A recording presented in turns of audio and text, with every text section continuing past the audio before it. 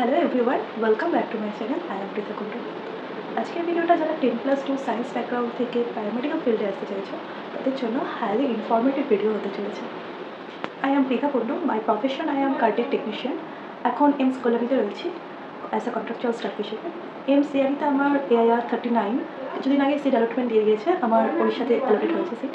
And RRBতে অ্যান্সারকে দিয়েছে অ্যাকর্ডিং টু র্যাঙ্কোলজি মাই AIR ইজ 3। আমি শিলিগুড়ি জোন থেকে অ্যাপ্লাই করেছি। সো এই প্যারামেডিক্যাল কোর্স নিয়ে অনেকের ডাউট ছিল, সেই ডাউটটাই আজ আমি ভিডিওতে ক্লিয়ার করবো তোমাদের। আমি কিছু টপিক নিয়ে ডিসকাস করবো, ঠিক আছে? As like what is paramedical, job profile, best course and preparation, job placement, government job versus private job etcetera, আর অনেক কিছু নিয়ে আলোচনা করবো। সো টপিক বাই টপিক আমি টপিক ওয়াইজ এক এক করে আলোচনা করবো, ঠিক আছে? সো স্টার্ট করা যাক।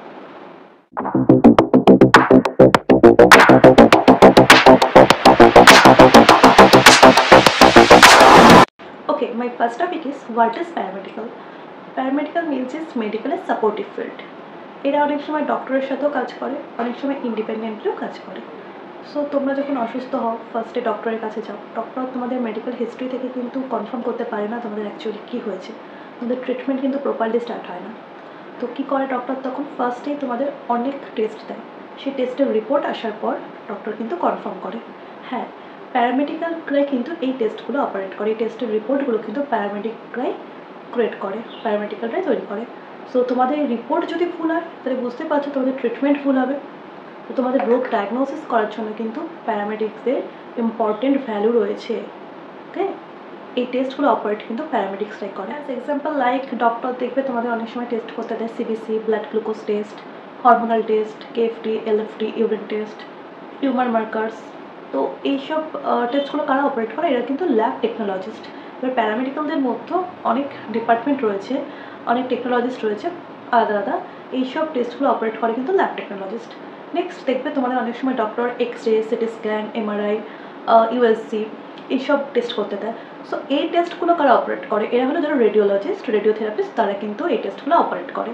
নেক্সট দেখবে অনেক সময় যাদের OT হয়েছে দেখবে OTতে ডক্টরের সাথে অ্যাসিস্ট করছে, এই যে এরা যেমন বাকিরা ইন্ডিপেন্ডেন্টলি কাজ করছে, OT টেকনোলজিস্ট যারা আছে ডক্টরের সাথে কাজ করে, ডক্টরকে অ্যাসিস্ট করে অপারেশন থিয়েটারে, তারা হলো OT টেকনোলজিস্ট, OT অ্যাসিস্ট্যান্ট।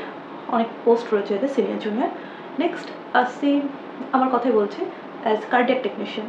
তোমাদের হার্ট রিলেটেড কখনো যদি কোনো প্রবলেম হয়, অনেকে চেস্ট পেন বা সিনকোপ এইসব মেডিকেল হিস্ট্রি নিয়ে ডক্টরের কাছে যায়। সো ডক্টর তখন কী করে, ফার্স্টেই প্রাইমারি যেটা ECG করতে দেয়। নেক্সট ECG নর্মাল থাকলে বা অ্যাবনর্মাল থাকলে সেটার উপর ডিপেন্ড করে অনেক সময় ডক্টর ইকো, TMT, হল্টার এগুলো করতে দেয়। এগুলো non invasive work, head up till test এগুলো রয়েছে, এগুলো কারা অপারেট করে? এগুলো কিন্তু কার্ডিয়াক টেকনিশিয়ানরাই অপারেট করে। Invasive procedures like temporary pacemaker insertion, cardiac catheterisation, angiography, cardiac intervention, এইসব টেস্টগুলো কিন্তু অপারেট করতে হয়। এবার এইসব থেকে আমরা বুঝতে পারবো পেশেন্টের কোনো হার্টে ব্লকেজ আছে নাকি, আদারওয়াইজ হার্ট রিলেটেড কোনো প্রবলেম আছে নাকি, এইসব টেস্টগুলো থেকে কিন্তু আমরা ইনভেসিভ, নন ইনভেসিভ এইসব টেস্টগুলো থেকে কিন্তু আমরা পেশেন্টের হার্ট রিলেটেড কোনো প্রবলেম আছে নাকি সেগুলো ডায়াগনোসিস করতে পারবো। নেক্সট ডক্টর ট্রিটমেন্ট চালু করতে পারবে, বুঝতে পারলে? আদার্স আছে লাস্ট পারফিউশনিস্ট। আরও অনেক পোস্ট রয়েছে, আমি কিছু পোস্টের কথাই বললাম এখানে। পারফিউশনিস্টের কথা আসছে আমরা পারফিউশনিস্ট। তোমরা ওপেন হার্ট সার্জারির নাম নিশ্চয়ই সবাই শুনেছ। তো এই ওপেন হার্ট সার্জারিতে কিন্তু পারফিউশনিস্টের ইম্পর্টেন্ট রোল রয়েছে। এরা অ্যানাস্থেশিয়া, DM সার্জনের সঙ্গে কিন্তু কাজ করে। এরকম টোটাল প্রায় 13 আমাদের এরকম প্যারামেডিক্যালের টেকনোলজিস্ট রয়েছে, প্রত্যেকের ইন্ডিপেন্ডেন্টলি আলাদা আলাদা ওয়ার্ক রয়েছে, ইন্ডিপেন্ডেন্টলি বা ডক্টরের সাথে অ্যাসিস্ট করে এরকম ওয়ার্ক রয়েছে আলাদা আলাদা। Okay, my next topic is entrance exam and eligibility. তোমাদের অবভিয়াসলি 10+2 সায়েন্স ব্যাকগ্রাউন্ড হতে হবে। আমি state medical faculty of West Bengal এই এন্ট্রান্স এক্সাম দিয়েছিলাম। তোমাদের যদি নিট লেভেলে তোমরা প্রিপারেশন করো অবভিয়াসলি ওটা হাই লেভেল, আর SMFWBর এক্সাম লেভেলটা মডারেট থাকে। ওকে, নিটের মতন অবভিয়াসলি অত হাই লেভেল হবে না। তো তোমরা যদি নিটের প্রিপারেশন করে থাকো তোমরা obviously state medical faculty of West বেঙ্গলের এক্সাম দেবে, আর তোমরা জেনপাস ইউজি দেবে। জেনপাস ইউজি বলে একটা এন্ট্রান্স এক্সাম হয়, ওটা ইউনিভার্সিটি লেভেলের, ওটা দিতে পারো, ঠিক আছে, স্টেটের মধ্যে থাকতে গেলে। আর যদি তোমরা অল ইন্ডিয়া এক্সাম দিতে চাও তাহলে এইমস প্যারামেডিক্যাল এক্সাম হয়, ওটা দিতে পারো, বা নিট থ্রুতেও প্যারামেডিক্যালের অনেক অ্যাডমিশন হয়, ঠিক আছে। আমি state medical faculty of West বেঙ্গলের এন্ট্রান্স এক্সাম দিয়েছিলাম। সো ওটার ওপর এক্সামের উপর ডিপেন্ড করে যে র্যাঙ্ক এসেছিলো কাউন্সিলিং করার পর আমি Murshidabad medical college, government college, ওখানে অ্যাডমিশন নিয়েছিলাম। তো ওখান থেকে আমি আমার কোর্স কমপ্লিট করি। মাই next topic is best paramedical course. According to me top 5 best paramedical course হলো এমএলটি, ইসিজি টেকনোলজি আর কার্ডিয়াক টেকনোলজি, ফিজিওথেরাপিস্ট, ওটি অ্যান্ড রেডিওলজিস্ট। এই 5টাই বেস্ট প্যারামেডিক্যাল কোর্স। তোমরা যখন SMF WB এন্ট্রান্স এক্সাম দেবে তখন তোমরা যে কাউন্সিলিং হয় তখন এই 5টা কোর্সকে তোমরা টপ 5-এ রাখবে, ঠিক আছে? এর মধ্যে যে কোনো একটা পেলে অবভিয়াসলি চুজ করবে। হ্যাঁ, এর জন্য তোমাদের র্যাঙ্কটা অবভিয়াসলি ভালো করতে হবে, মার্কসটা একটু ভালো করতে হবে, তবেই তোমরা এই 5টা কোর্সে কিন্তু অ্যাডমিশন নিতে পারবে। Okay, next topic is duty time. দেখো, আমি এমসে তো 9 to 5 জব করি, কিছু কিছু জায়গায় 9 to 4ও আছে, আবার কোথাও শিফটিং ডিউটিও আছে। এটা ডিপেন্ড করছে ইনস্টিটিউটের ওপর। Okay, now we discuss about placement after your course. দেখো, ইঞ্জিনিয়ারিংয়ের মতন কিন্তু মেডিকেল ফিল্ডে তোমাদের কোর্স কমপ্লিট করার পর কিন্তু কোনো প্লেসমেন্ট আসে না, ঠিক আছে? এটা ইঞ্জিনিয়ারিং নয় যে তোমরা কোর্স কমপ্লিট করলে কলেজ থেকে প্লেসমেন্ট পেয়ে গেলে। এখানে কিন্তু প্লেসমেন্ট আসে না। হ্যাঁ, আফটার কোর্স তোমাদের ইন্টার্নশিপ থাকে, কোথাও 6 মাস, কোথাও 1 বছরের ইন্টার্নশিপ থাকলো, বাট প্লেসমেন্ট দেবে না।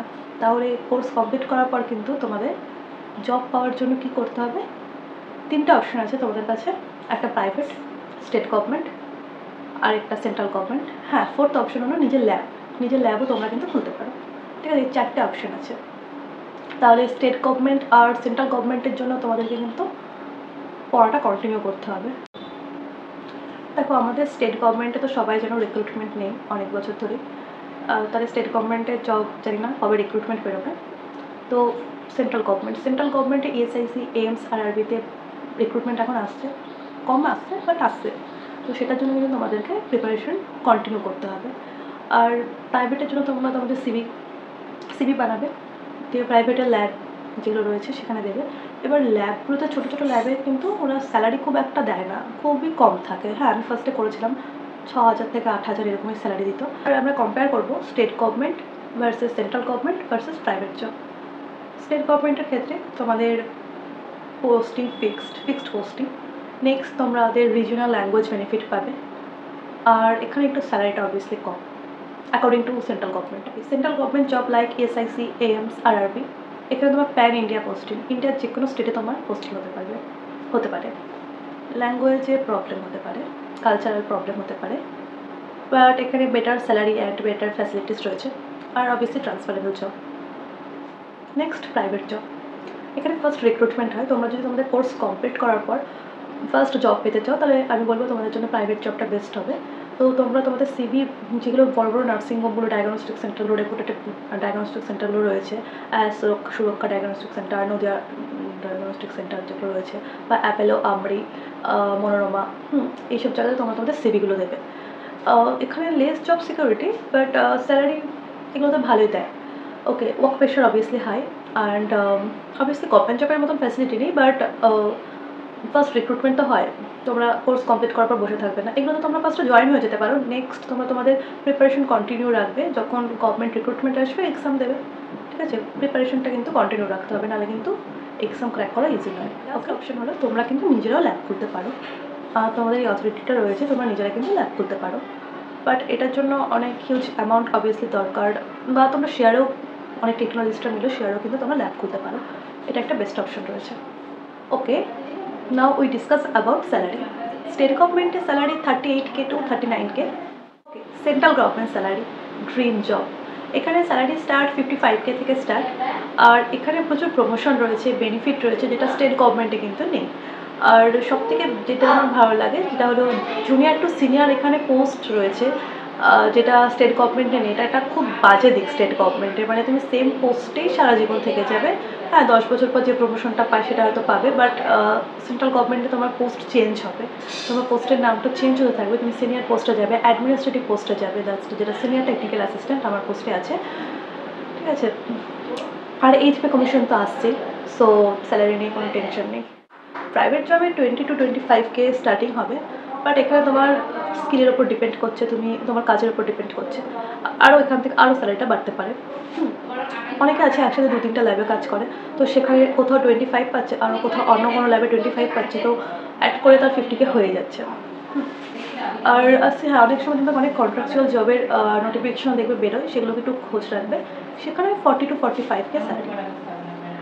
ওকে, লাস্ট অপশন হলো যেটা, তোমাদের নিজেদের যদি তোমরা ল্যাব খুলতে পারো তাহলে সেখানে তো আমাকে স্যালারির কথা আর বলতে হচ্ছে না, অ্যাজ লাইক বিজনেসের মতন সেটা, সেখানে তোমরা হিউজ গ্রো করতে পারো।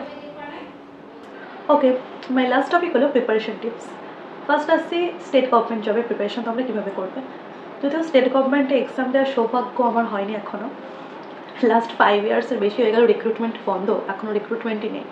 যাই হোক, স্টেট গভর্নমেন্টে জব পেতে হলে কিন্তু তোমাদের ইন্টারভিউ দিতে হবে। এখানে কোনো সিবিটি বা রিটেন এক্সাম নেই, অনলি ইন্টারভিউ আছে। 15 মার্কসের ইন্টারভিউ আছে।